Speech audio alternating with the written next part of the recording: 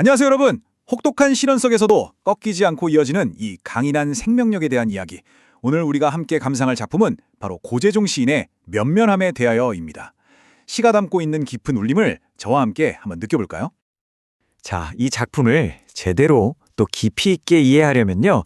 먼저 이 시를 쓰신 분이 어떤 분인지, 그리고 이 면면함이라는 제목이 과연 무슨 뜻인지부터 알아봐야겠죠? 먼저 시인부터 만나볼게요. 고재종 시인은요, 평생을 땅과 함께 한 분이라서 별명이 농민 시인이에요. 전남 담양에서 직접 흙을 만지고 땀 흘리면서 농사를 지으셨거든요. 그래서 그런지 시를 보면요, 자연이 얼마나 혹독한지, 또 그 속에서 피어나는 생명력이 얼마나 강인한지가 아주 생생하게 느껴져요. 이 시도 바로 그렇고요. 다음은 제목 면면함인데요. 한자를 보면 솜면자가 2개나 쓰였어요. 이게 뭐냐면 마치 솜에서 실을 길게 뽑아내듯이 끊어지지 않고 쭉 이어진다는 뜻이에요. 꼭 기억해두세요. 이 시는 바로 이 끊임없이 이어지는 강인한 생명력에 대한 이야기고요. 이 단어가 시 전체를 여는 아주 중요한 열쇠가 될 겁니다. 자, 그럼 이제 본격적으로 시 속으로 한번 들어가 보겠습니다. 시는 우리에게 아주 다정한 질문을 던지면서 시작하는데요. 어떤 힘겨운 시간 속에서 들려오는 소리에 대해서 우리에게 묻고 있어요. 너 들어보았니? 하고 바로 우리에게 말을 걸고 있죠. 이렇게 듣는 사람을 너라고 콕 집어서 이야기하면 우리가 시에 훨씬 더 깊이 빠져들게 되는 효과가 있어요. 그리고 드디어 이 시의 가장 중요한 이미지, 느티나무의 푸르른 울음소리가 처음으로 등장합니다. 아니 근데 느티나무가 왜 울고 있었을까요? 그 이유는 바로 지난 겨울이 너무나 혹독했기 때문이에요. 시에 보면 삭풍이라는 단어가 나오는데 이건 그냥 찬바람이 아니라 막 살을 애는 듯한 매서운 겨울바람, 그러니까 시련이나 고난을 뜻하죠.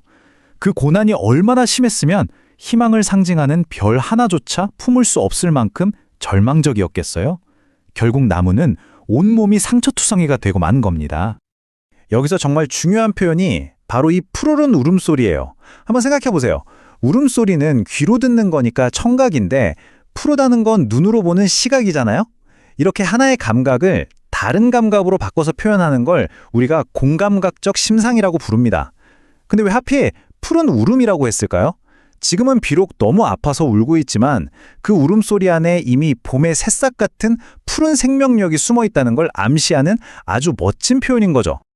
이 느티나무의 고통은요, 그냥 나무 한 그루의 아픔으로 끝나지 않아요. 시에 다 청산하고 떠나버리는 마을이라는 구절이 나오거든요.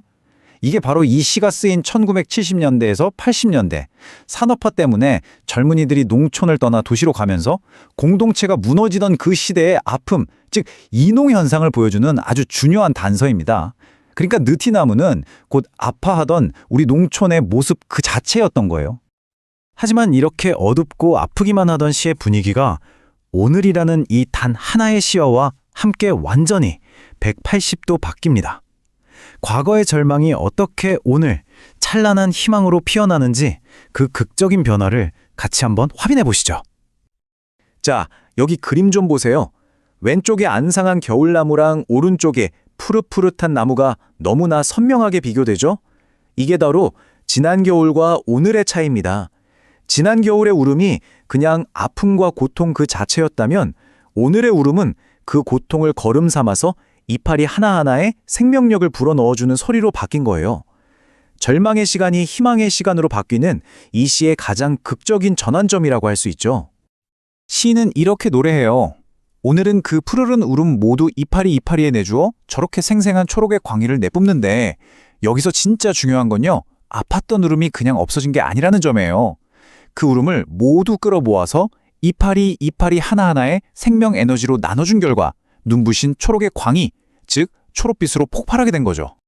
그러니까 이 시의 핵심적인 흐름을 정리하면 바로 이거예요.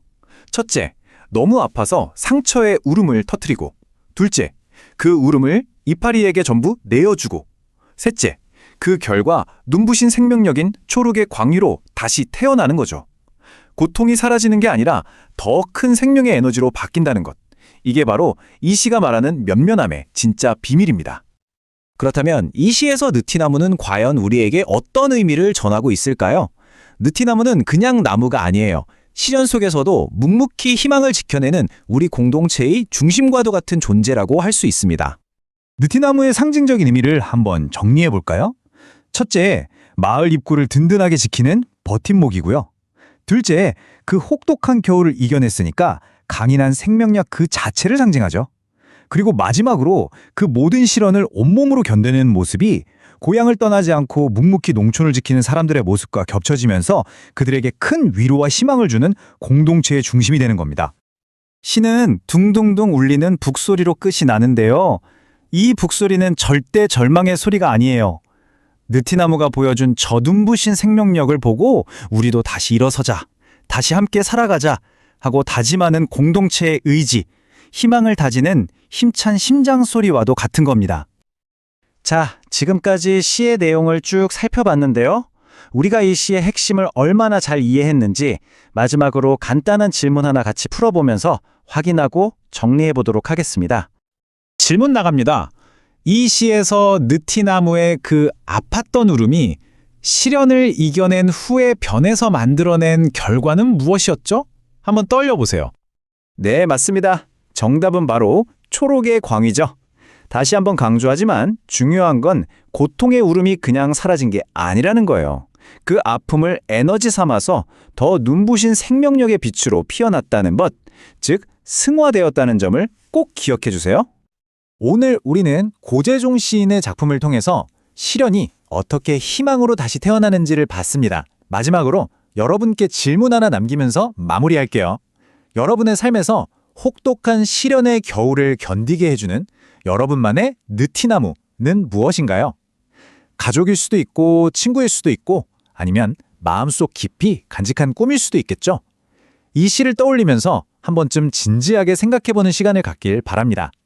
오늘 설명은 여기까지입니다.